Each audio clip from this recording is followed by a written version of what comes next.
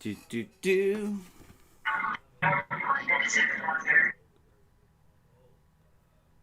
Yeah. Heard your TV in the background for a second there. Yeah, let me lower it. I'm doing some side missions in Mass Effect real quick.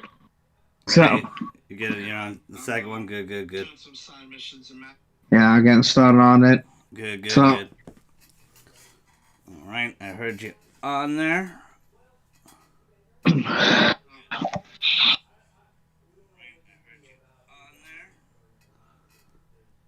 All right, here we go. Yo, what it do? GG Nation, GG Legion, it's your fella again, Strauss and the GG. Welcome to another episode of GG and Friends. We're on episode 400 billion. Actually, episode 60, baby. And we're going to talk. It's been about a week and a half since E3, or at least a week. And we're going to talk about E3. This one might not be super long either. I shout out to JJ and Lou for helping me on my last one. I have on the Ratchet and Clank spoiler cast. I'm making my way downtown in Resident Evil 8, crushing that one. So we'll probably have that one next week, hopefully. I am ready on the second Lord, and there's 4 Lords in that game. Really enjoying that game as well. Appreciate all the love on the spoiler cast. A lot of you have watched it. Appreciate it. Hopefully you guys go pick up Ratchet and Clank. Still a lot of content coming through. There's gonna supposedly be a big reveal tomorrow. Abandoned's supposed to be revealed. A lot of people still think it's Silent Hill. It's a very interesting rabbit hole. Stay tuned for that. We'll have a live reaction to anything that's going on there. We'll also in the coming months, in November, we will have unboxing of Shin Megami Tensei 5. I was very lucky and I was able to get the collector's edition for that game. But I got Lou back with me again today. How you doing, Lou? good. Can't complain. So everything's good. All right, so let's start out. I think this, for a lot of you, I mentioned it in the Ratchet and Clank spoiler cast. This was either the worst or the most disappointing E3. Probably the most disappointing for a lot of people. Probably not the worst, but what about you, Lou? I know you were very excited. We had a really fun prediction show, you and me. We had a lot of predictions. We had a lot of fun. E3 ended up being not what anyone really thought it was going to be, honestly. A lot of disappointments for everybody all around. But was it the worst or the most disappointing E3 in your mind? I don't think it was the worst, but I did think it was the drizzling shits. I don't think it was good. I think it was okay. Just more disappointed. It's been, it's probably been about 2 years since we've had a good showcase, and I thought that all of them would come together and just bring it, and some did, and some didn't. So, I felt it more of a disappointment just because of how long. It's because when I think of E3, it's kind of like the WrestleMania, the Super Bowl, the World Series for the U.S. But I guess it's not. So I guess it's just spring training and preseason. So, I definitely hear you, man. I think I definitely can see why this is the most disappointing E3 for a lot of people. It's definitely not the worst one. I've seen worse E3s. That's why I always say on the pod or anybody, always keep the expectations low. Not meaning don't have faith or hope, because there could be a lot of cool surprises and stuff, and there were some surprises in E3 this year, but definitely I think Sony really ruined it for a lot of people. I mean, those E3, like going all the way back to like 2015 and 2016, 2017, those E3s, like those 3 E3s, I think really ruined it for a lot of people, because Sony really brought it. It was for the fans, and if you guys don't know what what E3 is. It's like the Electronics Entertainment Expo. It's really just for business, like for what's it called the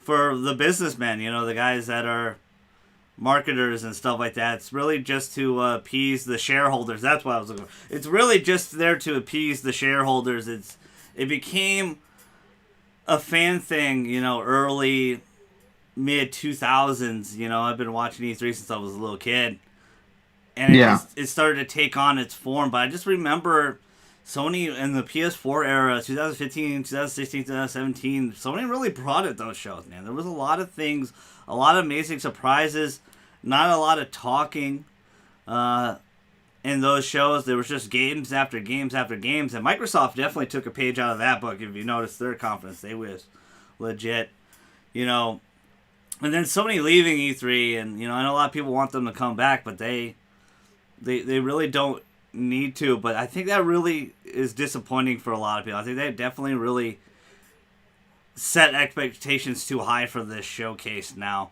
And I'm with you. I think these companies should bring it. Like they should have really good shows because kind of like Capcom and Bandai Namco and Square, they're just kind of, they kind of just showed up, I don't know if they have anything planned for that Sony event in July 8th that keeps popping up, right? The PlayStation Experience July 8th, that they're going to have the, little E3 and they're going to show a ton of shit. They're hyping up this Abandoned game. People Yeah. are thinking it's Silent Hill, which I definitely do. I definitely think I'm down that rabbit hole. That rabbit hole is crazy. Don't do it, kids. Don't do it. Stay away from it. You'll be on the internet forever. Get away from it. But it's really interesting. Like there was kind of no wow factor this year, right? For E3, nothing too surprising. Well, A lot of leaks were true, right? well, there was no wow factor because of the leaks. I mean, that Final Fantasy game, I think that would have been a wow factor. I think that Guardians of the Galaxy game too. That Yeah, the E3 Guardians show, of the Galaxy that Square game. Enix Yeah. show would have been probably pretty good, pretty stellar, if it wasn't for those leaking, like you said. But it was still surprising though. A, that they were real, and B, that they looked pretty good. Pretty good. I think the demo ended for Stranger of Paradise today actually on PS5. So I'm sure they're gonna have another one down the line. What was the best conference for you, man? Overall. What? Say that again. What was the best I can't- conference? What's the best showing for you overall? Um, top two for me were Nintendo and Xbox. Mm-hmm. And then I guess Square. I guess the third would have to be Square. So So what was your favorite game out of those conferences? Like what'd you find that was awesome? That you really like, I gotta get that pre-ordered, I gotta buy that. well, I thought the Marvel Guardians of the Galaxy game. I thought that was a must buy. Um, I'm very intrigued of the Final Fantasy. Um, of the kind of Souls-like Final Fantasy game. I thought that was very intriguing. It looked a little funky to me. I don't know if Mm-hmm. you felt the same way, Mm-hmm. but Playing it just didn't. it did. It playing the game is pretty smooth, but it actually had some hitches and stuff. Obviously, it was a demo beta. I don't think Yeah, that game comes out till 2022. Um, yeah, there's some work that needs to be done. It definitely is too dark. Like you have to turn the brightness on. Like I'm not saying okay. about chaos, killing, not that. Where it's a bloody game and stuff. I mean, it's too dark in terms like visually. Like damn, like dude, like you turn like the brightness all the way down. Like you need to turn it up. Like Yeah. like the game you need to be able to see the game. It was pretty smooth handling overall. But go ahead, continue.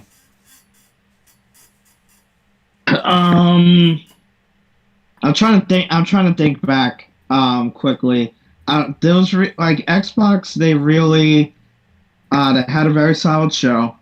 Yes. Um, you kind of know where they're coming from in the future, and that's kind of the questions that I had and that I wanted to Oh, be answered. also, I forgot to mention we're gonna lump in Summer Game Fest as well in here as well, Okay. because there was one game overall that I really liked, and it was technically wasn't at E3. I think most people know, but we'll see. Go ahead. Well, if we're talking about Summer's Game Fest, then um, Yeah. I want to see how the Death Stranding PS5 Director's Cut version, excuse me, comes along. I think I'm very intrigued to see that over the next coming weeks. Are we? Um, Is that going to be a free upgrade for us if we have it? What do you think? Or we're going to have to pay for that? Probably gonna have to pay for that. Okay, that's. I was leaning towards that a little bit too because I really do think the Bloodborne Master is real, and I think we're gonna have to pay for Bloodborne. I don't think we're getting a free upgrade for Bloodborne. I know, and I don't think people give a shit. I think people just want Bloodborne, Bloodborne, Yeah, Bloodborne. But I don't think because Bloodborne out of all the PS5 games is the only PS4. Sorry, out of all the Sony PS4 games, not upgraded to 60 frames. So to me, that would strike me very unusual that, hey, they're clearly going to remaster this game and sell it again. That's how I took it. Because yeah, that's what I took it too. that's something simple to do. They could just do it like that. People already done it, like on PC. You know, right? Um, so it's really tough for me to really put E3 in words because I um understand. I, it's I was excited for this, and I'm not that some of them didn't bring it. They did a good job, some of them, but the others, It's 50-50 they could have did on a that, lot man. better. They could have did a lot better. I think Uh, I agree 100% with you, man. I understand. Like you were like you had a lot of hope for this, and a lot of people did, and you even got me thinking like, damn, maybe they are gonna bring it. But because I remember I told you I was like, dude, expectations yeah, low, and I didn't want to be the bearer of bad news. I didn't want to be a negative Nancy. Everybody knows that I'm more Mr. Happy, Positive Pete. I always smiling and joking and goofing. Uh, but with these business shows and shit like that, sometimes, like I said, I think this E3, like for Sony, just ruined it for a lot of people. I think a lot of people really look forward to that show. And these, with Nintendo and Microsoft, even Microsoft kind of does their own shows now too, right? So, but yeah. they can kind of show wherever they want. It's really interesting with Capcom and Square, though, and then Bandai Namco. It's just kind of odd that they were just like, yeah, whatever. Like, they're just like, yeah, whatever. Like, the Capcom show ended with esports, man.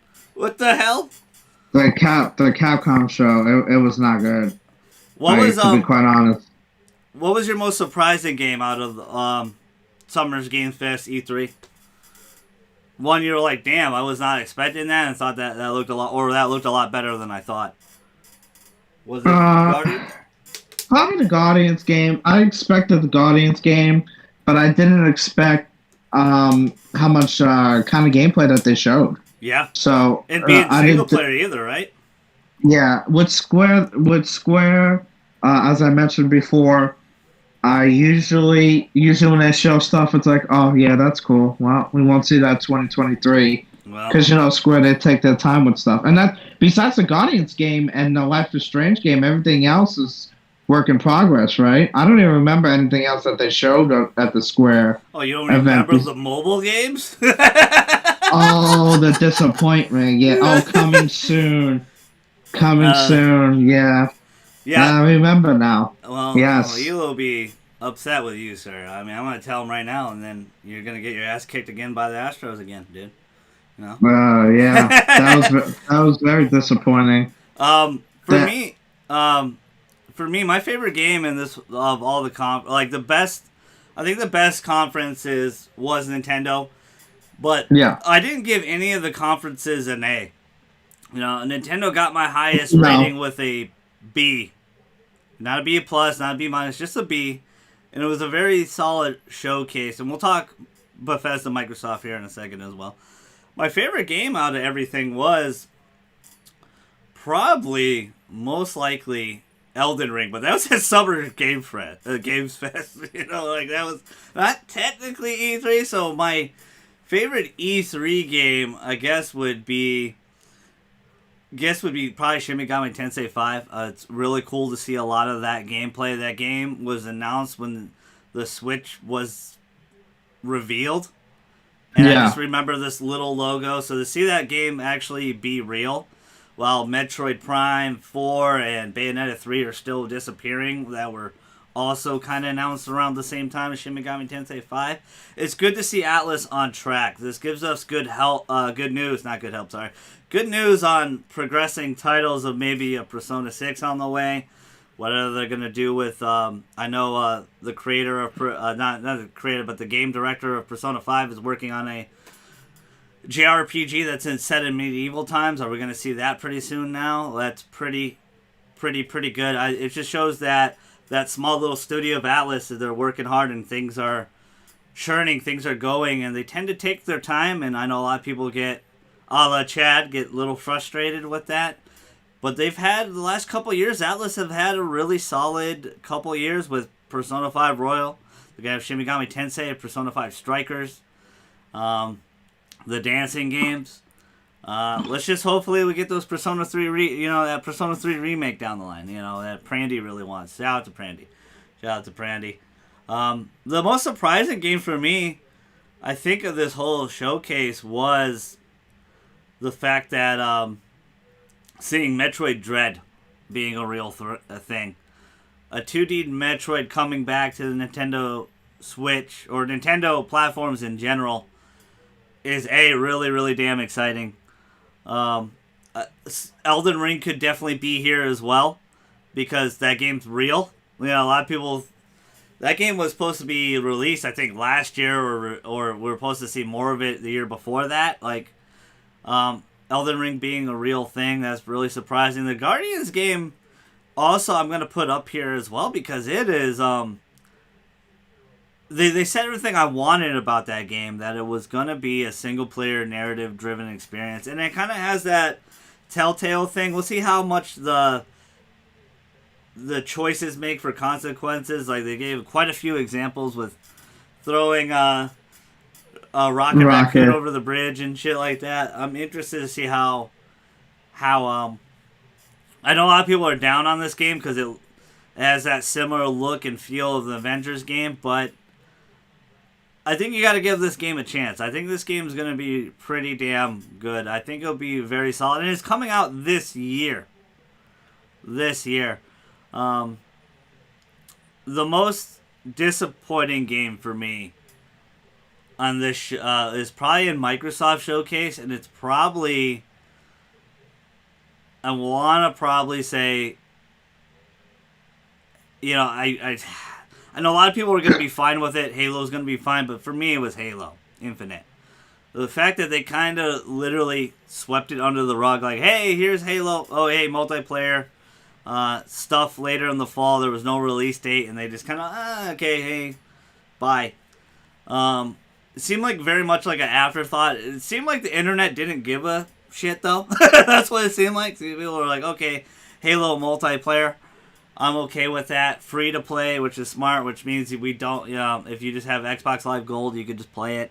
So you technically don't even need to have Game Pass for it, I think, right? You could just play the multiplayer. At least that's what they meant, I think, right? I don't know. They said the word's free to play anyway. But that probably was the most disappointing game for me. I didn't really have high expectations for Starfield like a lot of people. I'm more of a JRPG guy, not a Western RPG. We're talking to our buddy Rollo. Shout out to Rollo, friend of the show. And that was probably his most exciting game to see was, a new Bethesda title in 25 years. And honestly, they really didn't show much, obviously, because that game doesn't come out for another year and a half, and then they're going to have another E3 to show more of it. But I don't know. I wish they would have shown a little bit more because we don't really get the gist of that game at all. And that's why Microsoft Showcase for me, there was a lot of similar vibe, and there was very solid, a lot of vibe, but that's the reason why I didn't give it a B. I gave it a C plus because I just think a lot of the two big showcases was really Forza. In reality, it should have really been Halo Infinite and Starfield, and they kind of just was like, hey. And then they ended the show with Redfall, which I don't think they should have. I don't think they should have ended with Redfall because it's not a exciting title for a lot of people. Even though that studio, Arcane, is really, really good. Really, really good, solid studio. And I think it's the same studio that's doing Deathloop, right? Another first-person shooter that Sony's getting, right? So, I don't know. That was kind of the most disappointing game for me. Best conference, Nintendo. I gave it a B. The reason why Nintendo didn't get a B plus or an A was for them to get an A, we would have to see the Switchy Pro release date for that, release date for Legend of Zelda Breath of the Wild 2, and then Bayonetta 3 had to be fucking real, and none of that showed itself. So it's really tough to get an A. I don't want to make it seem like these shows were like just terrible. A lot of people would probably give Square and Capcom Fs and stuff. I gave those a C because the Guardians game was real and Stranger of Paradise was real, and they showed gameplay for both of those. So I was like, all right, cool. And they had a demo. And then the Capcom thing had Monster Hunter Generations, which was really interesting to me. I think we get a demo tomorrow when Lou buys Mario Golf tomorrow as well, where we're all going to play it like a big happy family. But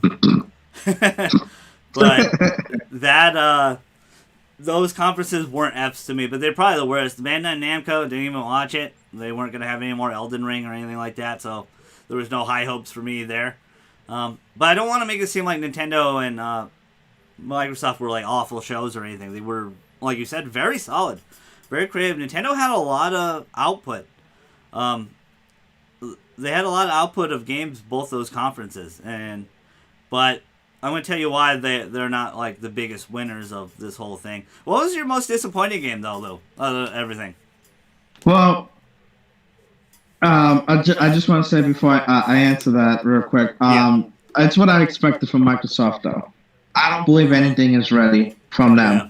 So I kind of expected a lot of what they showed, which is why I'm not really disappointed. Yeah. Probably most because my most disappointing game probably is the new Zelda game, Breath of the Wild 2. And I'm going to tell you why. I don't think that game's coming out until 2023. I don't think that game's coming out in 2023. I'm going to call it like it is. I think you're right, man. I think that game is tied heavily with the Switchy Pro. I think it's 1-1 with the Switchy Pro, and you're right. The way they ended it made it seem like we're hoping for 2022, but it's not going to be till 2023. That's a very damn good point. And to me, they only showed what was the trailer, like 30 seconds and stuff. Like it wasn't that long. The cool part with Nintendo Treehouse is I got to watch gameplay of Metroid Dread, Shin Megami Tensei 5, Mario Golf, Super Mario Party, Monster Hunter Generations. I got to see all these games in action. So all the questions, I was like, hey, how these games look and feel and run, I got all those answers. Where Breath of the Wild 2, obviously, they weren't ready for it yet. There's going to be some time. So your most disappointing game, interesting. Yeah, it's got to be the most disappointing game because we've been talking about this. Well, at least you and I have. Yeah. The game is coming out soon, and to them, if the way that they make it sound is that it's not anywhere to being done soon. That is a great point that you pointed out right there because the verbiage, the story was, hey, we're ready to go, right? 2020. Yes. And then it's like, oh, hey, hey. 2021, and now it's like, oh, hey, 2022, really 2023. It's interesting. Yeah. Game development's not easy. I just want to stress that. I don't want to make it seem like it's obviously they have some big ambitions, and it did look a lot crispier than Breath of the Wild 1. Of all the shots they showed, it seems like you're going to be above Hyrule a lot. I thought we were going below Hyrule. I thought it was going to be more of a darker, upside down world, kind of like Link to the Past. It looked like It looked like a Switch Pro type of screenshots when I looked at it. I don't know if you felt the same way. Yeah, I really do feel like that's really going to be tied. Really, really going to be tied with the Switchy Pro. I just have a good feeling about that. Let's I'm just looking through my notes. Sorry, really quick, because there was a lot of game shows. There's probably, Kazuya and Smash Bros. I know a lot of people weren't really damn excited about that, but they saved the final Smash rep, and someone brought up a good point. People are probably like, a lot of people think they're gonna go all out for the final Smash rep. I think somebody made a great point that it's clearly because Shin Megami Tensei 5 is a Switch exclusive. That literally could be the final character. The main character in that game could be the final character. And I'm like, I really thought about that. I'm like, yeah, they could really end on a kind of a low note for a lot of people. That wouldn't make a lot of people happy. Because people, want Sora, Master Chief, Dante, Ryu Hayabusa, but it clearly could easily just be the protagonist of Shin Megami Tensei 5. I think it's a big possibility. Yeah. They ended the first Fighters Pass with Byleth from Three Houses, another big first party title for them. So people were furious that there was another Fire Emblem character in the game, but I got a feeling they're kind of leaning in that direction. I think Kazuya makes a lot of sense. It's cool to have a Tekken rep in the game. I know a lot of people are like, yeah, whatever, it's Tekken. So a lot of people were not, they opened the show with that. The Life is Strange trilogy is coming to Nintendo Switch. That's pretty damn big, right? They're getting Guardians of the Galaxy as well. I don't know how the hell that game's going to run on the Switch. Probably not well. Oh, boy. Not well. They had Worms, Ash Remake. They had 2 Point Campus. They had Super Monkey Ball, which is on everything. Mario Party Superstars, which is... People want another Mario Party. I was kind of disappointed in that one, too. I should bring that up. Mario Party Superstars is like... It's only 5 game boards. It has online play. But it seems like they kind of... That kind of could have just been an expansion for Super Mario Party. That is my feeling for it. Seems like they kind of half-assed that, in my personal opinion. I don't think people are going to care. I remember reading off it said place the top 10 pre-ordered games, and that was like in the top 5 or something. And they're like, people are going to buy that game up. Obviously Metroid Dread. They had some Just Dance, Cruising Blast, which is like a new version of Cruising USA, Mario Golf, Monster Hunter Stories 2, the new WarioWare game, right? Fatal Frame, Danganronpa. They got the whole Danganronpa trilogy coming to Switch. They had a lot of really good stuff. I could keep going. There was a lot more stuff too, but just kind of going over some of my notes there. Let's talk about the biggest winner of E3. PlayStation. You just took the words right out of my damn mouth. You're 100% right. Exactly what I was gonna say. They looked at you ever see the Jimmy Butler meme where he's looking at the stats? Yeah. They looked at the lineup, was like, man, this is the drizzling shit. We are gonna have our own show later on. So go ahead. I'll say why I think it is, but why did you think Sony came out victorious of this E3? Because they wasn't there. Yeah. That's literally like I mean I could express upon it, to be quite honest. Like, we know what's coming with Sony. And all they had to do was show one of them, or maybe even 2 of them, and they would have won E3. Like that. Yeah. It's just that simple. I think that the stuff that they could bring to the table, I mean, it would just outshine E3, and they don't need to. They don't need to be there. And it sounds, the way that it sounds is like Sony's all high and mighty. Yeah. It's not that Sony's all high and mighty. Arrogant it's Sony. That these all these companies are not bringing it as well as Sony is right now.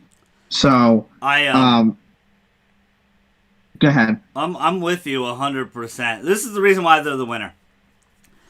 I think out of all the shows, Nintendo, Microsoft, Capcom, Square, Um,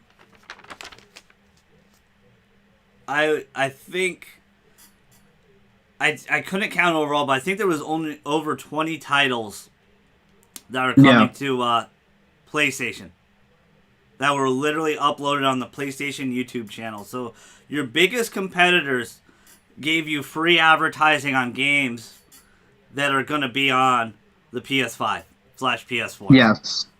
Yes. Here's some examples, some big ones that I liked at Microsoft's conference. Atomic Heart, Brawlo and I were talking about that. Stalker 2, both coming to the PS4, PS5. Fatal Frame, that game, I thought a lot of people thought it was going to be a Switch exclusive because it was a Wii U exclusive. It got ported over to the Switch. I was going to buy that game on Switch, but Koei Tecmo was like, yo, no, we're putting it out everywhere. I'm going to buy that game on the PlayStation now. The Life is Strange games. Sony really won this without, like you said, without being here and having their biggest competitors give you free advertising. The Guardians game.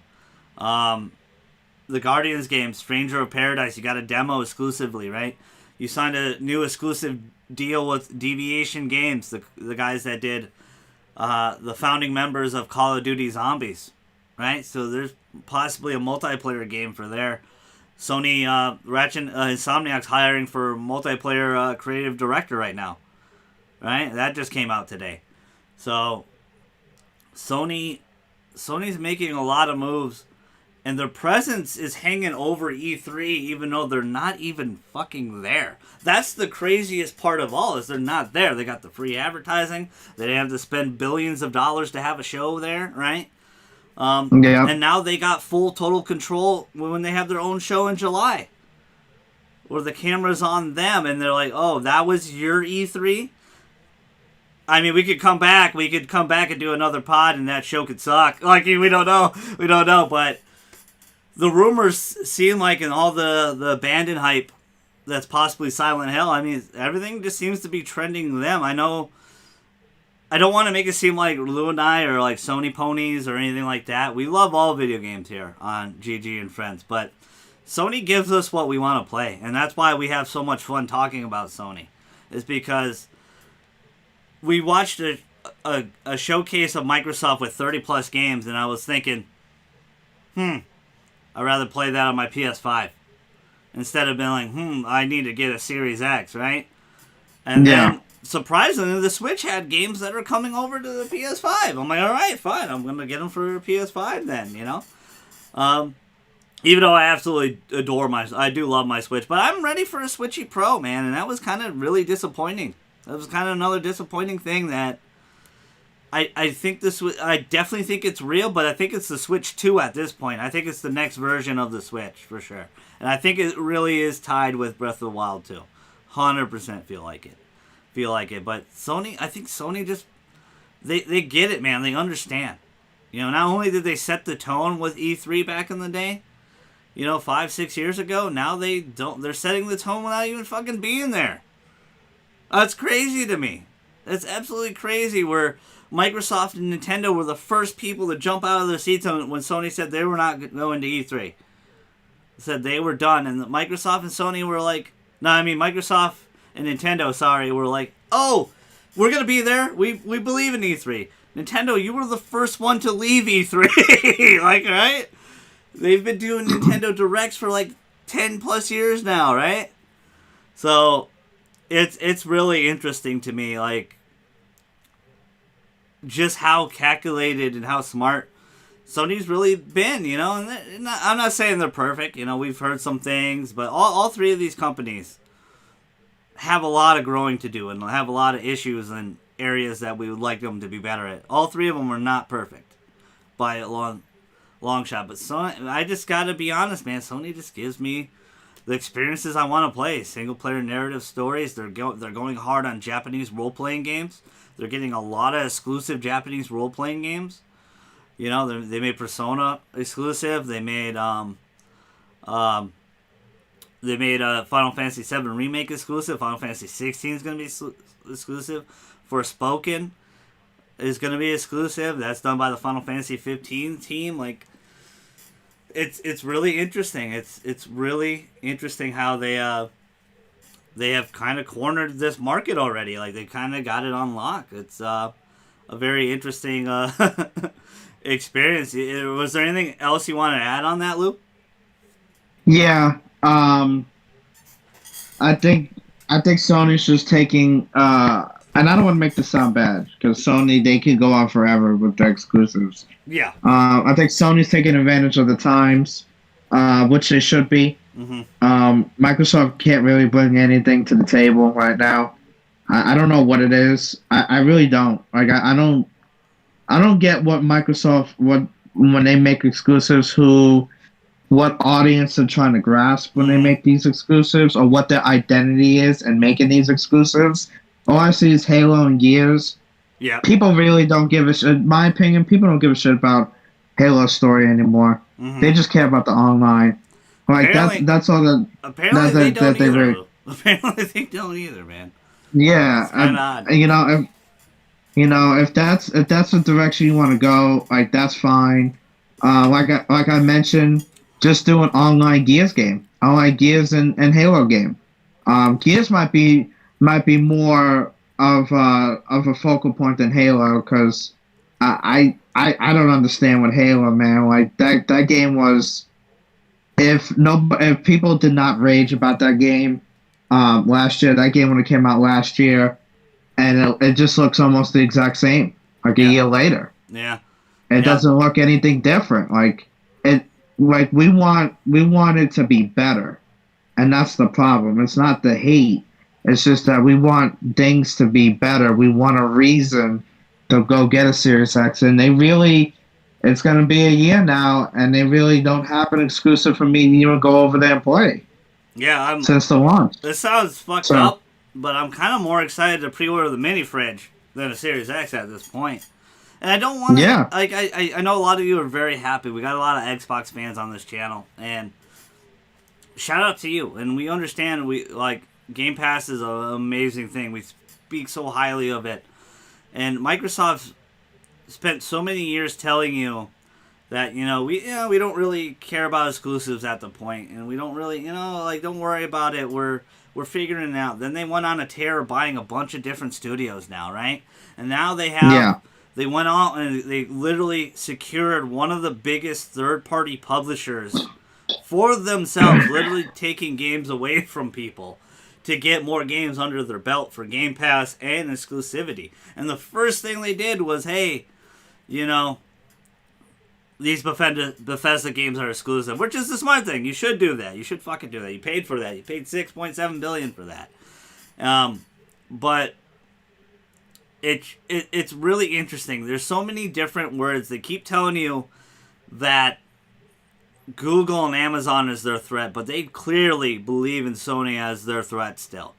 By buying Bethesda, they got more serious with it. And you're right. Their show it's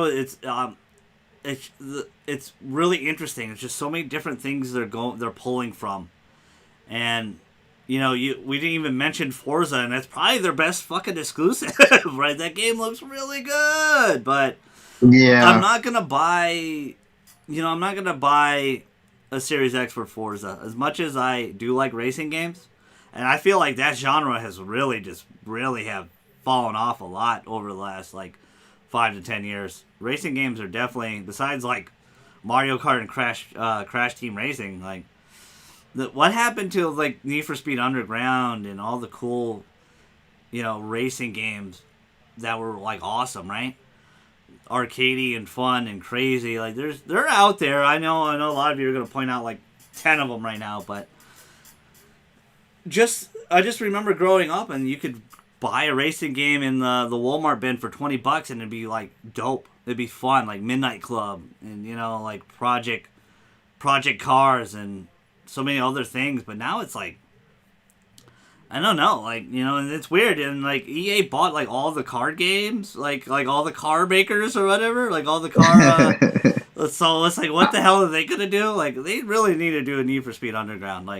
It's gonna be really interesting.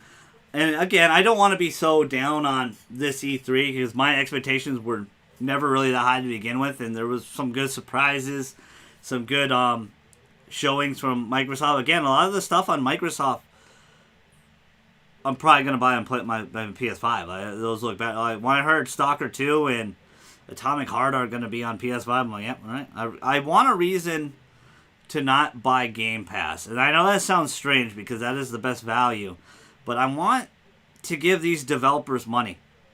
I want to support these developers in creating games, and that's the reason why I have no issue paying $70-$80 for Returnal, Ratchet and Clank. You know, I do that shit anyway on PS4. That's what I was doing. You know, I was buying collector's edition. I just dropped 120 on Shin Megami Tensei 5 for basically a bag, right? You know, I like supporting my companies, the companies that make the games I love and stuff like that. And I don't want to make it seem like Microsoft's not trying. They clearly are. They're trying hard. They're trying really, really hard. For all intents and purposes, for a lot of people, that showcase is going to be a B for them, maybe an A. But for me, it's a C plus because they didn't show me anything that I personally wanted to buy on their console yet. That's the thing with Microsoft is I don't know if they're trying. Okay. And what I mean by I don't know if they're trying, let me put it in perspective. I think they're trying to draw an audience that is not worth drawing. And I think they need to have an identity. PlayStation, it's exclusive single-player games. Why can't they have exclusive multiplayer games? Why, if they're going to be on PC and everything like that, why not? Like stop trying to make these. I would feel kooky games that they ended E3 with, and games that are very similar to what you've had. Yeah. And just go out there, clear the table, and say, okay, what are we going to be? Can we make single player exclusive games? Do we understand what the audience wants? Do we understand? And that's my biggest problem with Microsoft is that I don't think they understand, like Sony does, what their audience wants and what the overall average gamer wants. And I think that's the problem right now. It's like they think it's Halo and Gears, and I think Halo's kind of run its course for now. You know, that personally. So, you know, and as you can tell, like, the game looks the same. The game looks almost the exact same as a year ago, and people are just like, whatever. They just want the multiplayer. Yeah. I mean, there's some valid points. I definitely see where you're going. I think they do. I just think there's so much in the oven. And there was some really bad news out of this E3 from Microsoft in terms of Hellblade. Sounds like they're not even full production of that game yet. That was their first game they announced, and they didn't even start production on Hellblade 2. And it sounds like Hellblade 2 is going to be open world, God of War-esque type game, which is cool. I'm down for that. I want to play the first one because the first one was a more linear experience, but it had a really great story. So I'm hoping with Microsoft's backing and funding, they could do something good like that. But I was kind of odd when I heard that they're kind of only still in pre-production. I'm like, really? That's kind of I don't like that sign. That's kind of a bad sign in my personal opinion. Ending on Redfall, like you said, it's very interesting. It is a multiplayer game to their credit, but it's pretty much going to be Left 4 Dead with vampires. Like, that's pretty much like what we got. And it's a great studio. I mean, Arcane's a fantastic studio. Deathloop has great potential. JJ actually put that on our list to buy, and I was like, oh, let's get Far Cry 6. So we still might pick up Deathloop. We'll see. Deathloop has a very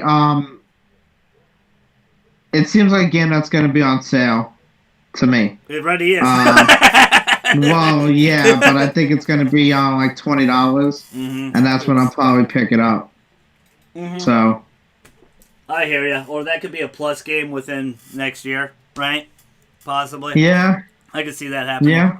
I don't want to take away from Arcane because they're a great studio. They show Deathloop a lot, and look, I said Deathplay, Deathloop a lot, and looks excellent. But it was always one of those things. First-person shooters for me, it's hard because they always.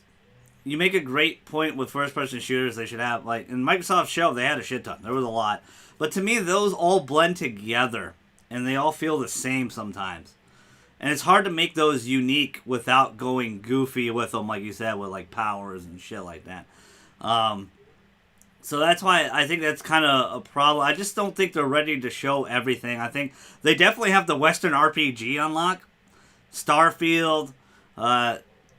What's it called? They announced Outer Worlds 2. They're gonna have Elder Scrolls 6. Um, Outer Worlds 2 was a funny reveal. Yeah, that was a great reveal. Hilarious. Excellent reveal. Excellent reveal. Outer Worlds 2. There was another one I thought they had another Western RPG that was Avowed, right? The Avowed. They're making the guys that did Outer Worlds are also making Avowed, which is another Elder Scrolls like Western RPG. Fable, kind of more of a Western RPG. I mean, so they got that unlocked. Like Sony don't have many of those at all. They mostly have a lot of the third-party JRPGs on their console. They seem to be going hard for that because that's kind of more of their audience, and definitely that definitely is Microsoft's audience a little bit. I would say is a lot of Western RPGs really started on original Xbox and 360. So it's really interesting. Let's talk about what we can expect next year. And what was your best overall game of E3? Like the number one that just blew your dick out of the water? / Summer Games Fest. Was there any for you, Lou? There's one for me. No,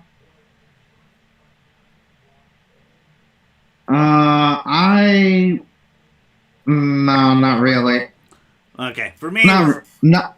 Go ahead. Nothing that would be like, oh my god, that's amazing. That's the game of E3. That was the best game at the show of E3. Really, nothing. Maybe the Final Fantasy game. But I am excited about that one. But nothing really. For me, pretty disappointing to me. Yeah, for me there was it wasn't even at summer. It wasn't at E3 technically, but it was Elden Ring. The game being real, getting a release date in January. Miyazaki, the creator of Dark Souls, Demon Souls, and Bloodborne, with George R.R. Martin, you know, the Game of Thrones. I know a lot of you are big Game of Thrones fans. I played the Game of Thrones Telltale game, and I actually really enjoyed it. I really liked it. I never watched Game of Thrones, though. I haven't seen it. Maybe I'll binge it one of these years because everybody keeps telling me it was so good. But seeing them come together and seeing this more open world Dark Souls-esque type game, it looked really cool. It looked really interesting. I know some people thought it looked like dated graphically, but it's gonna look way better on your console, man. Like if you're playing it on a PS5, PC, or Series X, that game's gonna look really good. It's gonna look really damn good. Looked really fun. It looks like they're gonna take some pages out of Sekiro. Shout out to Chad the Bearded Wonder. He was talking about this. Because it looks like you could ride animals now, and you could jump.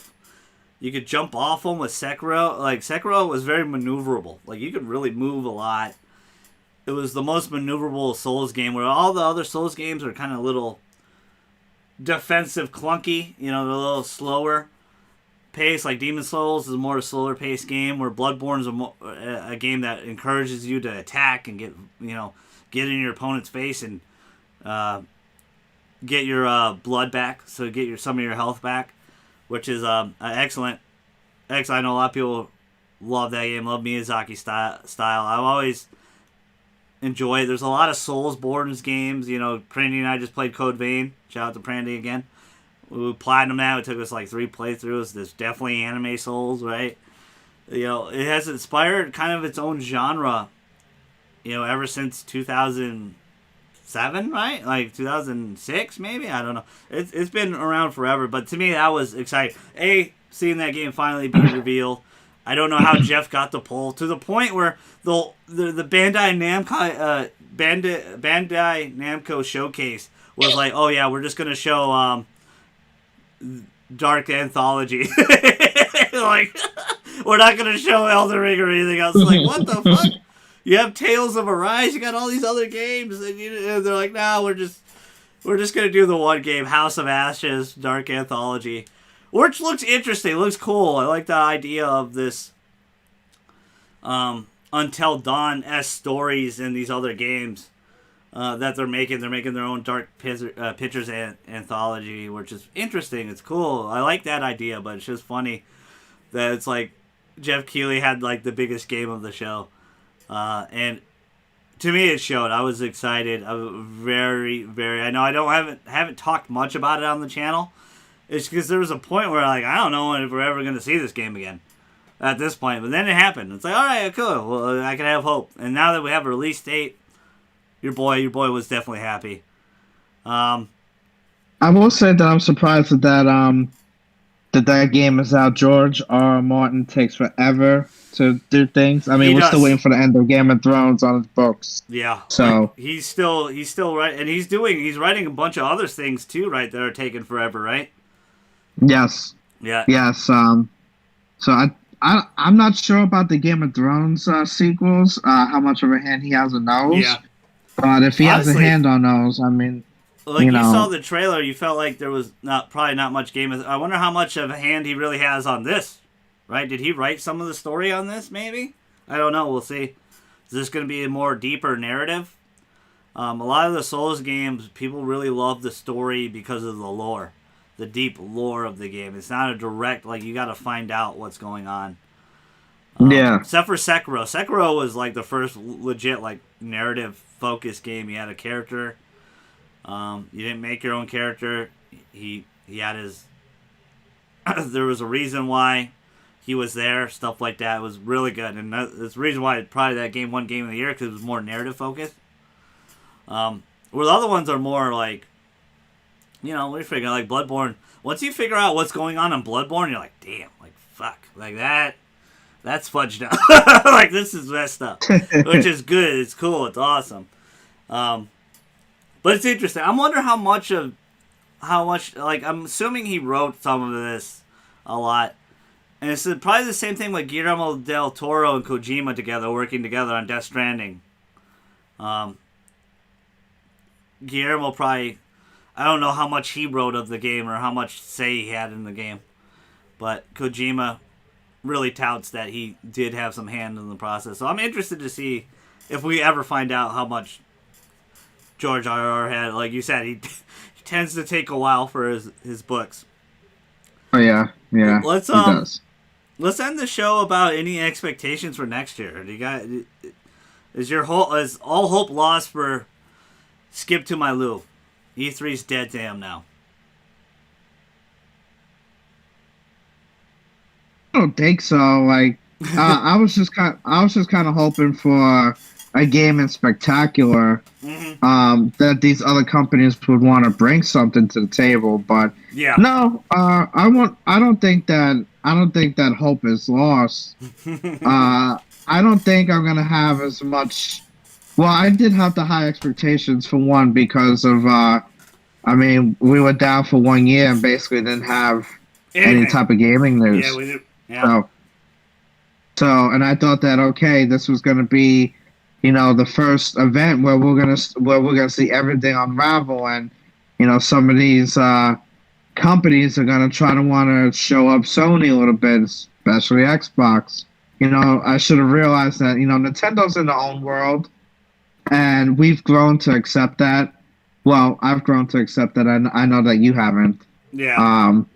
That Nintendo's kind of just like for what they are, Lou. But I do love Nintendo. I'm a big Nintendo fan. Go ahead. No. I know, but I'm just saying though is that they do get some of what's the word I'm looking for? They could get away with a lot. Whereas some of these consoles and games they can't. So I get that perspective. So they do what they do. And then you got Microsoft, which we're still waiting to see what their potential is. I'm still waiting Five, for you 6 years to later. download Mario Golf so we can play. Yeah, that's not happening. Um, but yeah, I Yeah. mean, it's not lost for me. One of these days, E3 will be something special again. Yeah. So I'm just more disappointed that that uh, companies like 2K decided to waste their time with their showcase. Mm-hmm. Um, I mean, that is by far a big waste of time. Um, so and Bandai Namco, I don't even know what Bandai Namco did. Like, do you even know what they did? Yeah, House of Ashes. That's all they showed. Dark Pictures Uh, Anthology. I just said it a few minutes ago. Uh, yeah, uh, you know, yeah, disappointing.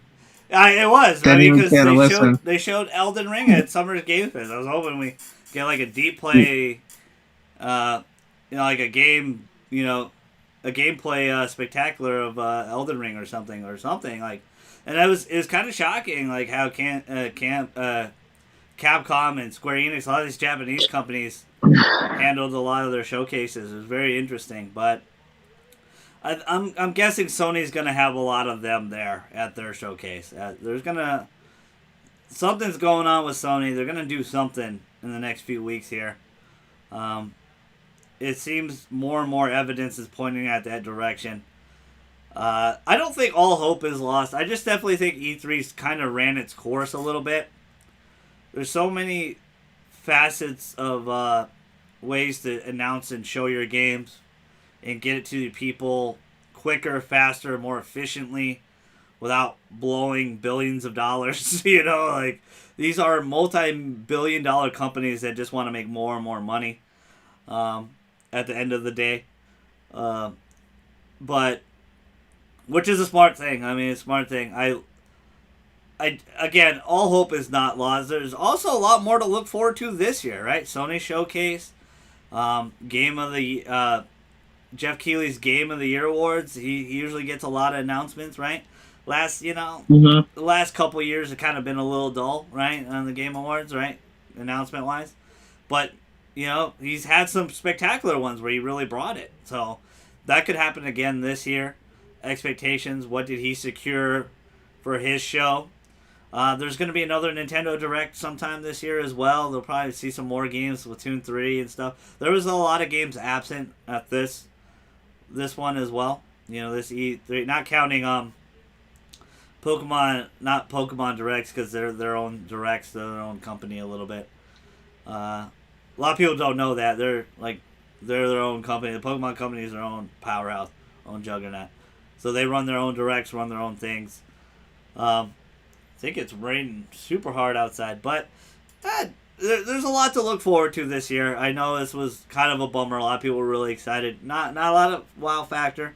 I want to thank Lou for joining me for this quick hour, maybe a little over an hour of just going over E3, what we liked, what we didn't like, what we found surprising. I guess the most really surprising part was the show in general. Where it's like damn, nobody was there was a skip button for a lot of these companies. Like holy shit, and I really am wondering how aggressive Sony got. I wonder if there was some deals made where it's like, hey, we're gonna have something in a couple weeks. Show it here. And I really do believe that. I think the rumored BioShock 4 is supposed to be PlayStation exclusive now, right? So it'll be interesting. Sony has definitely showed this on PS5. I know a lot of you are still struggling. By the way, Best Buy had another drop an hour ago. I hope some of you saw that in Wario 64. Hope some of you They got had a some. big drop. Drop. I hope some of you got those. Follow Wario 64. Shout out to the man, the myth, the legend. And his team of 500 people or something. I mean, man, that man either doesn't sleep or he just tweets out constantly. He's got to have a team. But shout out to him. Cheap ass gamer. A lot of these follow these people on Twitter. They're gonna help you get you what you want.